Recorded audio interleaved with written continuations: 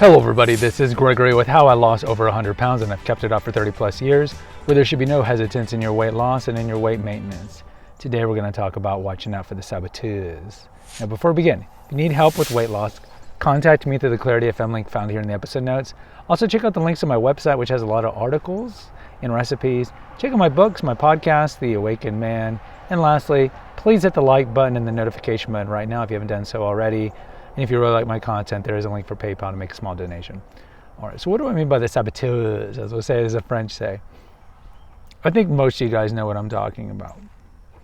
The Germans have an expression, Schadenfreude, which means taking pleasure in other people's misery. And look, to be fair, there's a reason why the church has the 7 deadly sins, pride, anger, greed, gluttony, envy, and so forth, because we have the fall of Adam, right? We have the sin of what we say called concupiscence. And so I wouldn't say it's natural human nature for us to be envious, but let's call it for what it is. When you were overweight, or if you're overweight now, you might be envious of other people who you see to be successful. And the way I look at successful people is like, we shouldn't envy successful people. And I'm just not talking about weight loss, but in your job or with relationships, we should strive to be them. So long as you're not corrupting your soul, we should strive to be them. And so it's the same thing with weight loss. I think jealousy and envy is a poison that we concoct that only we drink. And so there's no goal, there's no positive outcome of you hating others who succeed.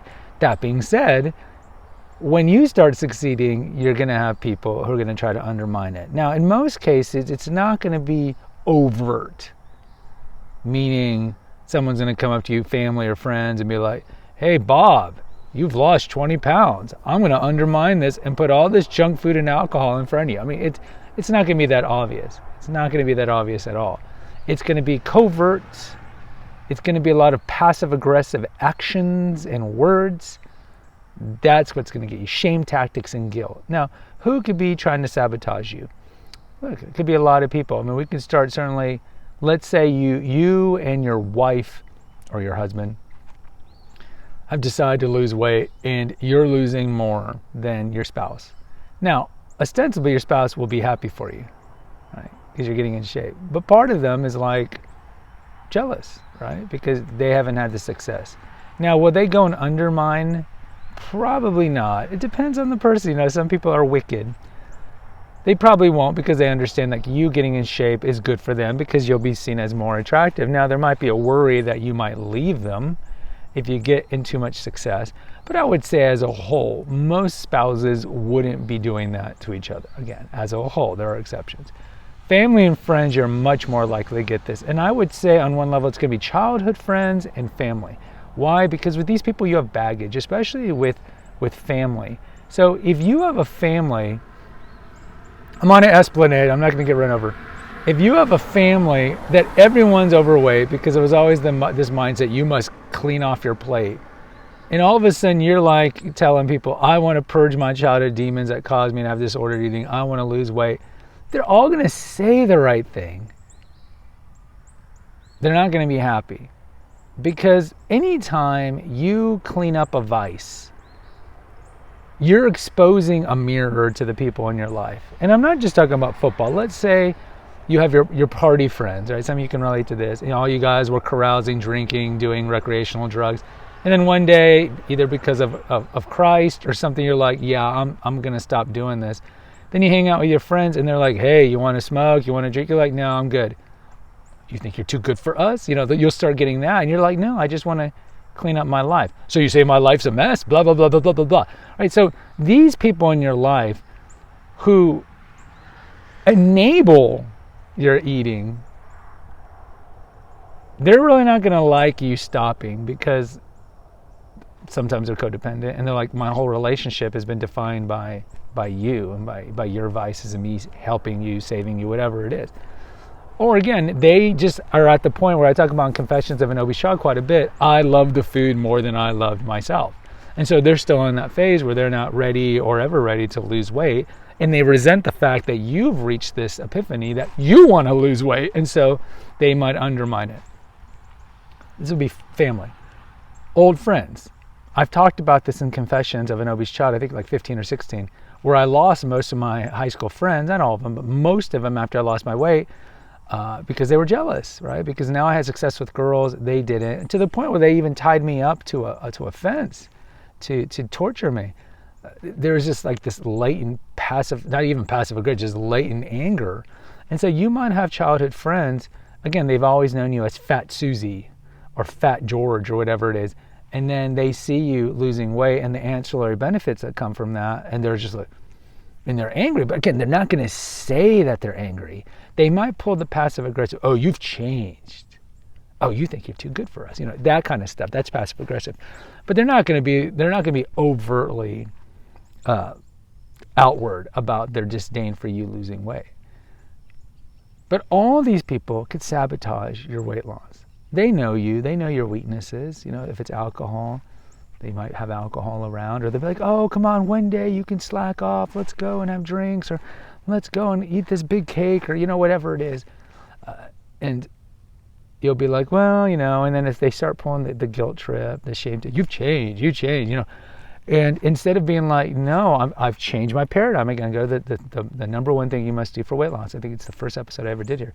You've changed your paradigm, right? You understand the long-term, but day in, day out, little successes you must have to have long-term with success with weight loss and weight maintenance. And you understand you have to radically change your paradigm. So you've given up alcohol. You've given up alcohol pretty much forever, or whatever it be. So they'll put these little landmines around, because deep down it goes back to German, Schadenfreude, right? They want you to fail. Don't be naive and think that there are not people in your life that would be totally fine with you regaining your weight. Okay? This could be your best female friend. This could be your sibling. This could be a host of people. They ain't going to cry tears, as we say in Texas. They ain't going to cry tears if you start gaining your weight back. Now if you might say, yeah, I'm gaining my weight. They'll be like, oh, you'll lose it again. But deep down, again, they're happy. They're happy. So what can you do? You're not stupid. You don't have a low IQ. You're pretty discerning. You should be able to identify people in your life that are toxic in whatever way. Either they're enabling by bringing the alcohol and the drugs or the food or whatever it is, or you can just tell that they're not happy with the changes that you made, because, again, you're putting the mirror to them.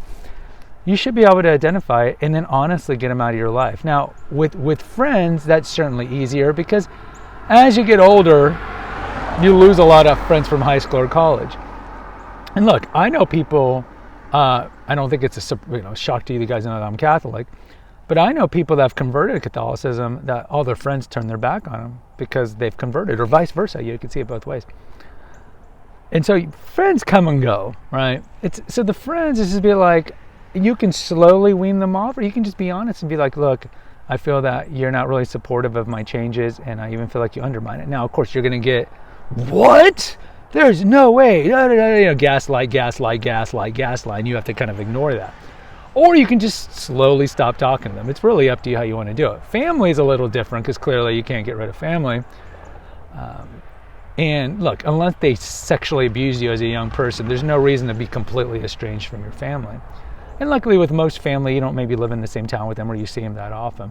But with family, it's just one of those things where you have to identify who they are and what they're doing, and then just don't fall for the tricks with them.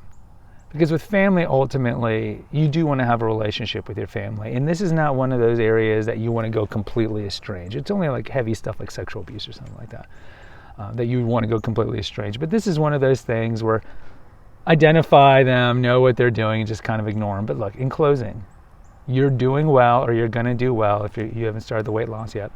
But understand, there's a lot of hurdles in your life that you're going to encounter. A lot of them. And you need to be cognizant of that. And they're going to come from different ways. Some of them are going to be like, you hit a kind of a mental block with exercise, or you hit a mental block with your eating, or you hit a mental block with your sleep, or you're going through negativistic thinking like we've talked about.